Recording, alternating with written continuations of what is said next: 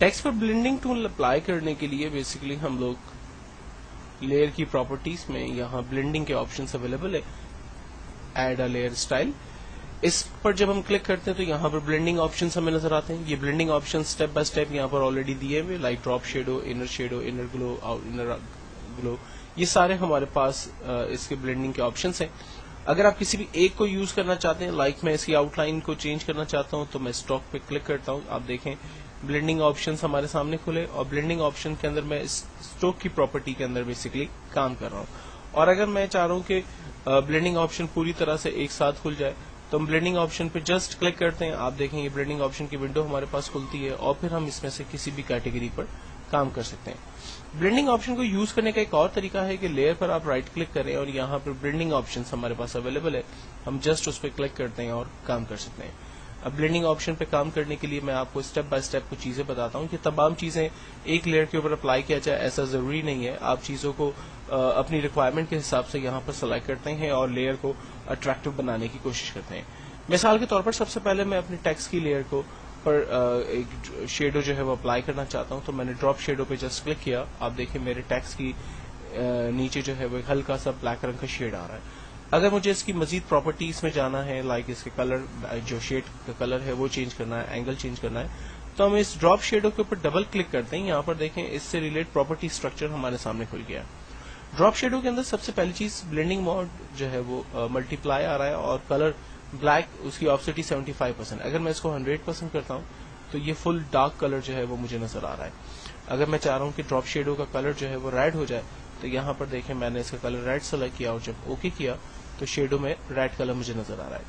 Shadow का angle क्या होना चाहिए बेसिकली वो हम यहाँ पर जो है वो सेलेक्ट करते हैं। जिस एंगल में आप इसके डायमीटर को सेट करेंगे वो शेडो आपको एंगल वहीं पर ही नजर आएगा।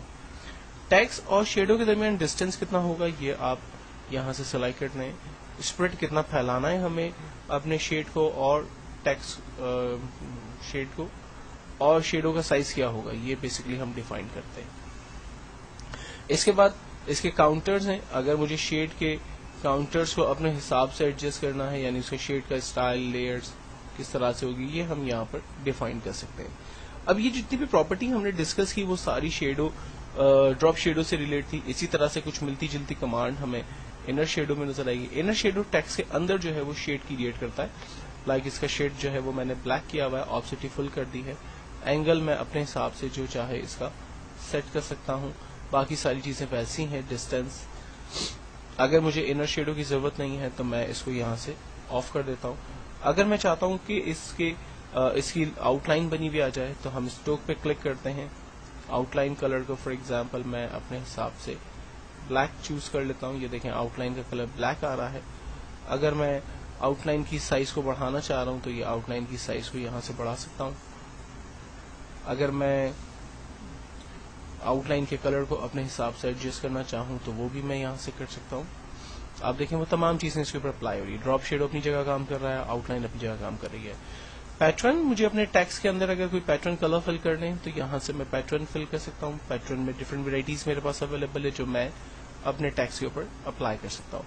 और अगर मुझे पैटर्न नहीं बल्कि उसमें कोई ग्रेडेड कलर चाहिए तो मैं ग्रेडेड कलर यहाँ से सेलेक्ट कर सकता हूँ। तो मेरे टेक्स्ट पे ग्रेडेड कलर मेरे पास अप्लाई हो रहे हैं। ग्रेडेड कलर की ऑब्जेक्टिव वगैरह को हम डिफाइन करते हैं, उसका स्केल हम डिफाइन करते हैं, उसकी प्रॉपर्टीज स्टाइल्स हम यहाँ से डिफाइन करते हैं और शेडो का एंगल हम यहाँ से क्रिएट करते हैं। अगर मैं चाह रहा हूँ कि उस पर कोई कलर अप्लाई हो जाए तो हम ओवरले कलर बेसिकली इसके ऊपर अप्लाई कर सकते हैं। अगर इसके ऊपर कोई स्टेंस वगैरह आ जाए तो वो स्टेंस हम अप्लाई कर सकते हैं। मैं चाह रहा हूँ कि टेक्सचर पैटर्न अप्लाई हों तो वो हम टेक्सचर यहाँ से सेलेक्ट कर सकते हैं। अगर मैं चाह रहा हूँ कि वो इम्बोज हो जाए तो हम इम्बोज की प्रॉपर्टी चूज करते हैं, लेकिन मैं इसके लिए इसके दोनों स्टेप्स यानी ड्रॉप शेडो और स्ट्रोक को खत्म कर रहा हूँ और टेक्सचर पे डबल क्लिक करके इसकी डेप्थ जो है वो बेसिकली बढ़ा रहा हूँ, सॉफ्टनेस इसकी बढ़ा रहा हूँ, साइज को थोड़ा सा चेंज किया है और फाइनली जब ओके करता हूँ तो अब आप देखें टेक्स्ट जो है वो एक इम्बोज हो चुके हैं हमारे। तो बोलने का मकसद इस पूरे स्टेप के अंदर बेसिकली ये है कि आप अपने टेक्स्ट के साथ कौन से इफेक्ट्स अप्लाई करना चाहते हैं वो तमाम चीजें आप इस ब्लेंडिंग ऑप्शंस में जाकर अप्लाई करते हैं। یہ ضروری نہیں ہے کہ آپ بلینڈنگ آپشن کی تمام پراپرٹی کو اپنے ٹیکسٹ کے اوپر استعمال کریں. ایز پر ریکوائرمنٹ جن چیزوں کی ضرورت ہے آپ صرف انہی کو چوز کریں گے اور جن چیزوں کی آپ کو ضرورت نہیں ہے ان کو آپ آف رکھیں گے.